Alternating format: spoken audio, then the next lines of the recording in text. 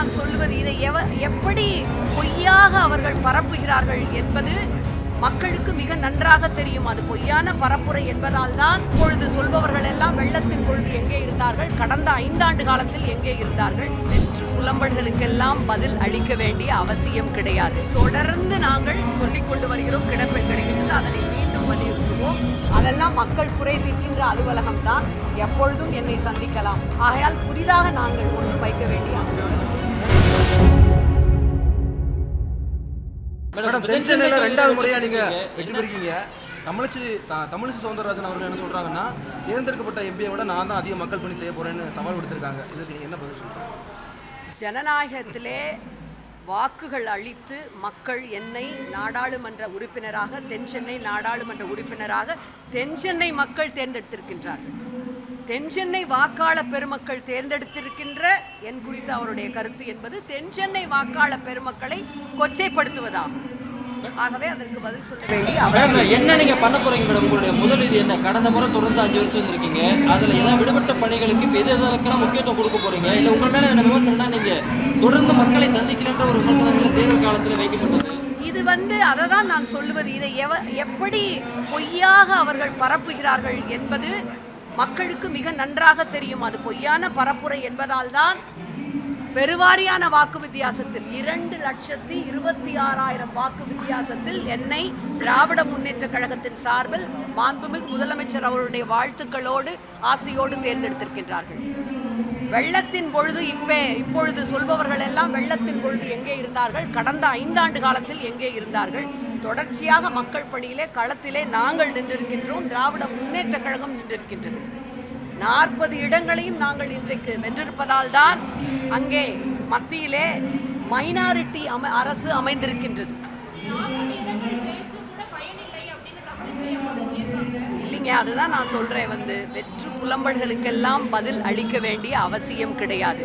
40ஐயும் நாங்கள் வென்றதால் தான் இன்றைக்கு நம்முடைய மாண்புமிகு இந்தியாவினுடைய பிரதமர் அவர்கள் அரசியலமைப்பு சட்டத்திற்கு முதல் வணக்கத்தை வைத்திருக்கின்றார். செங்கோலை விடுத்து அரசியலமைப்பு சட்டத்திற்கு வைத்திருக்கின்றார்.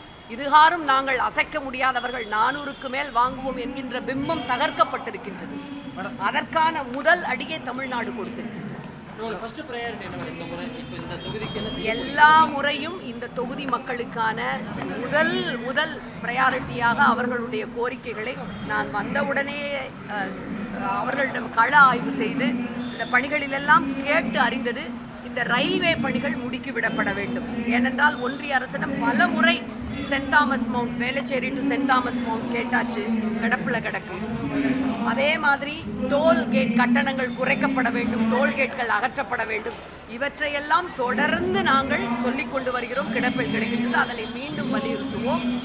இந்த அடுத்த 5 ஆண்டுகளில் மீண்டும் என்னை தேர்ந்தெடுத்த மக்களுக்கு நாங்கள் சொன்னது போல மகளிர் விடுதிகளை கட்டி கொடுத்திருக்கின்றார் நம்முடைய திராவிட மாடல் ஆட்சி நடத்துகின்ற மாண்புமிகு முதலமைச்சர் அவர்கள். கவுன்சிலிங் சென்டர்ஸ், பெண்களுக்கான கவுன்சிலிங் சென்டர்ஸ் அமைக்கப்படும் என்று சொல்லியிருந்தேன். அது இந்த 5 ஆண்டுகளில் நிச்சயமாக தொகுதியிலே ஒரு 3 இடங்களில் அமைக்கப்படும். தொகுதி மக்களுக்கு என்று அலுவலகத்தில் எப்பொழுதும் என்னுடைய அலுவலகத்தில் 24/7 2 பெண்கள், ஒரு உதவியாளர் இருக்கின்றார். என்னுடைய அலுவலக கதவு எப்பொழுதும் திறந்தேதான் இருக்கும். அலுவலகத்திலும் சந்திப்பேன். எந்த சமயத்திலும் குறைகளை சொல்லலாம். ஏனென்றால் 2 ஆண்டு காலம் கொரோனா, 2 ஆண்டு காலம் அதிமுக ஆட்சி. ஆனால் 3 ஆண்டுகளில் நாங்கள் பல விஷயங்களை, மிக குறிப்பாக பெருங்குடி குப்பை கிடங்கு அகற்றப்பட்டது, நம்முடைய அந்த பள்ளிக்கரணை சதுப்பு நிலத்திற்கு ராம்சார் அங்கீகாரம் கிடைத்தது. இப்படி எத்தனையோ விஷயங்களை செய்திருக்கின்றோம். மேலும் தென்சென்னை, ஏனென்றால் ஸ்டாம் வாட்டர் டிரைனேஜ் தான் இப்போ மிக முக்கியமாக முன்னெடுத்து சென்று கொண்டிருக்கின்றோம். மழைநீர் வடிகால் அமைப்பது, அதுதான் வெள்ள சமயத்திலே மிகப்பெரிய அளவிலே கை கொடுத்தது நமக்கு. அந்த பணிகளும் முடுக்கிவிடும். தமிழிசை சவுந்தரராஜன் அவர்களுக்கு மத்திய அமைச்சர் பதவி வழங்கப்பட வாய்ப்பு கோரிக்கை சொல்லியிருக்காங்க. ஒருவேளை மத்திய அமைச்சராக அவங்க ஆனாங்கன்னா தென்சென்னை எம்பியா உங்களுடைய கோரிக்கை என்னவா இருக்கு? தென்சென்னை பகுதி மக்கள் இப்பொழுது என்னென்ன கோரிக்கைகளை நான் இப்போ சொன்னேன் இல்லைங்களா, டோல்கேட் அகற்றுவது, அந்த கட்டணங்களை குறைப்பது, கிடப்பிலே போடப்பட்டிருக்கின்ற ரயில்வே திட்டங்களை நிறைவேற்றுவது, இவற்றையெல்லாம் அவர்களிடம் சென்று கோரிக்கையாக வைப்பேன். நீட் தேர்வு போல உலகத்திலேயே ஒரு ஹாஸ்யத்திற்கு உரிய பயன்படாத ஒரு தேர்வு உண்டா? அதிலே நீங்கள் 0 வாங்கினால் கூட நீங்கள் அதிலே சென்று படிக்கலாம். போன வருடம் அது நடந்தது. அப்படி என்றால் 12வது வகுப்பு மதிப்பெண்கள் எதற்கு என்பதற்காகத்தான் தொடர்ச்சியாக முதலமைச்சரும் நம்முடைய மாண்புமிகு விளையாட்டுத்துறை அமைச்சர் அவர்களும் அந்த கோரிக்கை எழுப்பி வருகிறார்கள். விளையாட்டுத்துறை அமைச்சர் தம்பி உதயநிதி அவர்கள் 1 கோடிக்கும் அதிகமான நீட் தேர்வுக்கு எதிரான கையெழுத்துக்களை வாங்கி நம்முடைய மாண்புமிகு ஜனாதிபதி அவர்களிடம் சமர்ப்பித்திருக்கின்றார்கள். இந்த தேர்வு அவசியமற்றது. மிக குறிப்பாக நம்முடைய தமிழ்நாட்டு மாணவ மாணவியரின் கல்வி வாய்ப்பை அடியோடு பறிப்பதாகும். நீட் தேர்வை விலக்கு பெறுவதற்காக தமிழ்நாடு, குறிப்பாக முதலமைச்சர் அவர்கள் தொடர்ந்து போராடுவார்.